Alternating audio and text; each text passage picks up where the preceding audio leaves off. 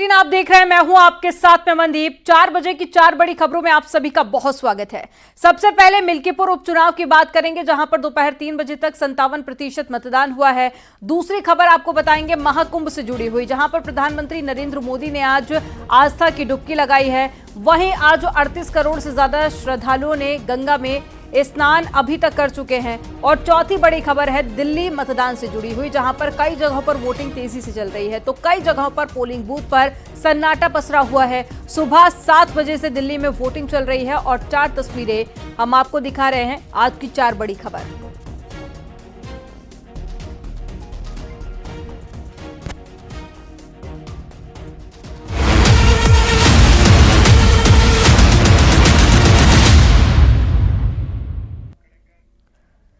अयोध्या की मिल्कीपुर विधानसभा सीट पर उपचुनाव के लिए वोटिंग जारी है। मिल्कीपुर में दोपहर 3 बजे तक 57% मतदान हुआ है। शाम को 5 बजे तक वोट डाले जाएंगे और लोग वोट डालने के लिए भारी तादाद में पोलिंग बूथ पर पहुंच रहे हैं। 8 फरवरी को वोटों की गिनती होगी। समाजवादी पार्टी और बीजेपी की तरफ से पूरा प्रयास किया जा रहा है। इससे पहले प्रचार भी काफी जोर शोर से किया गया। दोनों ही पार्टियां अपनी अपनी जीत का दावा भर रही हैं, लेकिन इसी बीच हंगामे की खबर भी मिली, लेकिन प्रशासन की तरफ से सभी को शांत करा लिया गया। एक तरफ भारतीय जनता पार्टी तो वहीं दूसरी तरफ मुकाबले में समाजवादी पार्टी है और सपा की तरफ से कई आरोप प्रशासन पर भी लगाए गए हैं और साथ ही चुनाव आयोग से कार्रवाई करने की भी मांग की गई है। तो एक तरफ मिल्कीपुर में मतदान जारी है, तो वहीं दूसरी तरफ इलेक्शन को लेकर सियासत भी शुरू हो गई है। आरोप और प्रत्यारोप का दौर भी शुरू हो चुका है और शाम 5 बजे तक वोटिंग होगी। हालांकि जो वोटिंग परसेंटेज है वो काफी अच्छे हैं। 3 बजे तक 57% मतदान हो चुका है।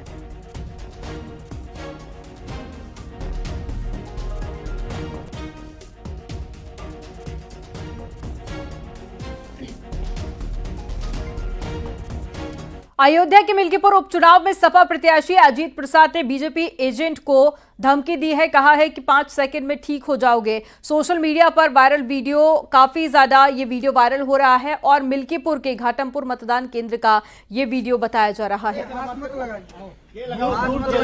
हाथ क्यों दिखा रहे हो? ये जाए ना यार, हाथ क्यों दिखा रहे हो? भैया प्रधान अंदर बैठे, प्रधान बैठेगा, अंदर बैठेगा। चुनाव हो जो ना भैया, निष्पक्ष क्यों एजेंट कहते हैं? निष्पक्ष चुनाव होता है।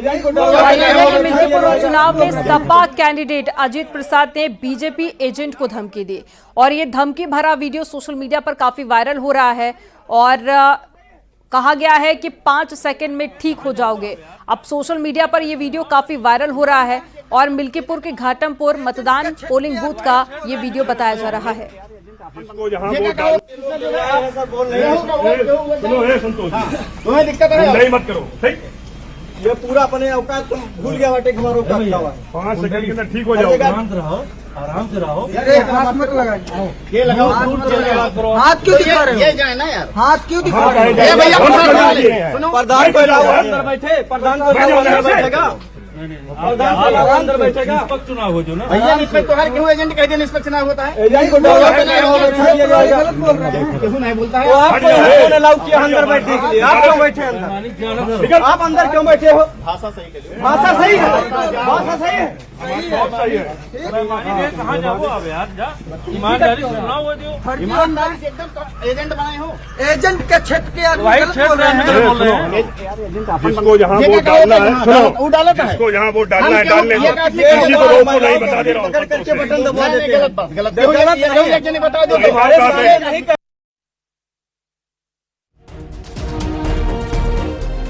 और फैजाबाद के सपा सांसद अवधेश प्रसाद ने आरोप लगाया है कि मिल्कीपुर में बूथ एजेंटों को भगाया जा रहा है, परेशान किया जा रहा है। तो वहीं सांसद के आरोप को एसएसपी राजकरण नैयर ने सिरे से खारिज कर दिया है।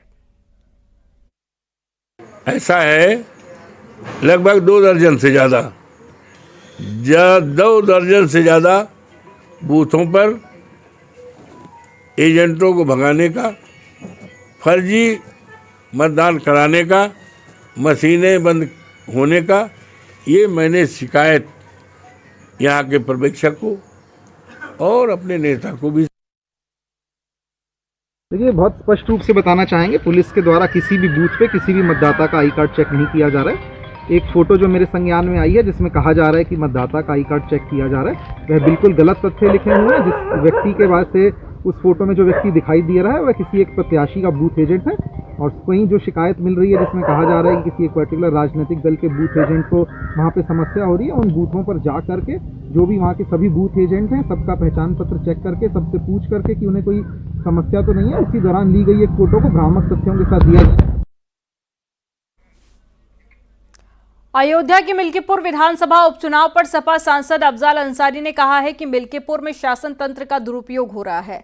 मिल्कीपुर में लोकतंत्र जीतेगा, तानाशाही हारेगी। निर्वाचन आयोग की भूमिका और जो तानाशाही विचार रखने वाली सत्ताधारी पार्टी है, उनके जो करतूत हैं वो मिल्कीपुर की आम जनता से अब छुपे नहीं हैं, बल्कि पूरे देश और पूरे प्रदेश में ये बात आम हो चुकी है कि एक तरफ लोकतंत्र को बचाने वाली ताकतें हैं और दूसरी तरफ तानाशाही के आधार पर सत्ता में अपने को स्थापित रखने का प्रयास करने वाले लोग हैं। मुझे पूरी उम्मीद है कि मिल्कीपुर में लोकतंत्र जीतेगा और तानाशाही रवैया हारेगा। मिल्कीपुर में लगातार सीएम ने जनसभाएं की और भारतीय जनता पार्टी के कई मंत्री मैदान में रहे, घर घर उनके कार्यकर्ताओं ने बीजेपी के संपर्क किया। क्या लगता है इससे कोई प्रभाव पड़ेगा? आप आधी बात मत कहिए। सब लोग थे अलग बात है, पैसा बांटा गया। शासन के तंत्र का लगातार दुरुपयोग किया गया और किया जा रहा है। इस सब के बावजूद जीतेगा लोकतंत्र। मिल्कीपुर चुनाव को लेकर अखिलेश यादव पर मंत्री ओपी राजभर ने पलटवार किया। मिल्कीपुर उपचुनाव में बुर्का हटाकर चेकिंग के आरोप पर ओपी राजभर ने कहा कि वोटर आईडी कार्ड से मिलान किया जाना है। चुनाव आयोग निष्पक्ष रूप से चुनाव करा रहा है। अखिलेश यादव क्या चाहते हैं, उन्हें ही चुनाव आयोग रिटर्निंग ऑफिसर बना दे।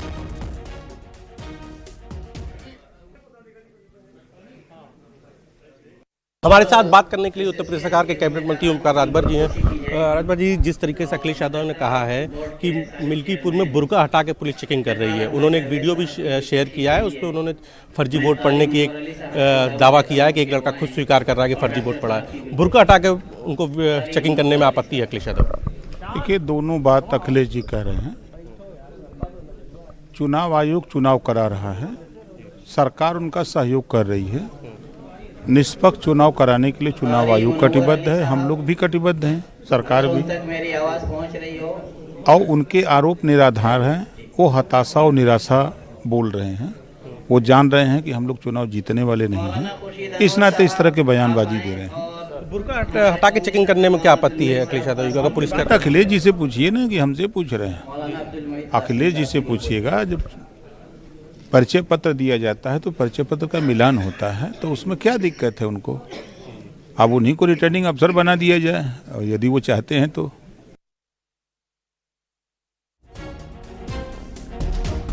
मिल्कीपुर उपचुनाव को लेकर मंत्री दिनेश प्रताप सिंह ने विपक्ष पर जमकर हमला बोला। उन्होंने कहा कि विपक्ष जब हारने लगता है तो हताशा में कभी ईवीएम पर तो कभी धर्म तो कभी प्रशासन को दोष देते हैं। हार के लिए दुष्प्रचार की भूमिका बनाने में जुट गए हैं।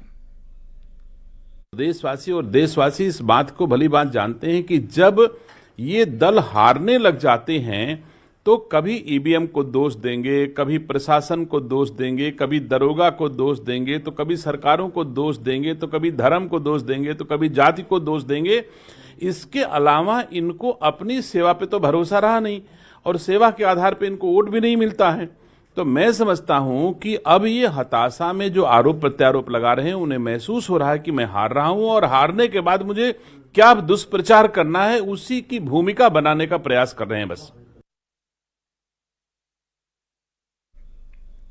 मिल्कीपुर उपचुनाव को लेकर न्यूज 18 से मंत्री जेपीएस राठौर ने कहा कि हमारे उम्मीदवार के सामने समाजवादी पार्टी उम्मीदवार फेल हो रहे हैं।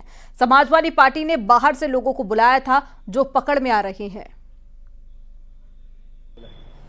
आज मिल्कीपुर उपचुनाव का मतदान जारी है और हमारे साथ में बात करने के लिए उत्तर प्रदेश सरकार में मंत्री जेपीएस राठौर जी हैं। जेपीएस जी, आप वहां पर चुनावी प्रबंधन में भी थे, देख रहे थे सारा कामकाज, वहां आप तैनात थे। क्या माहौल आपको मिल्कीपुर उपचुनाव में नजर आ रहा है? मिल्कीपुर का चुनाव भारतीय जनता पार्टी ऐतिहासिक मतों के साथ जीतेगी और समाजवादी पार्टी की जमानत जब्त होगी।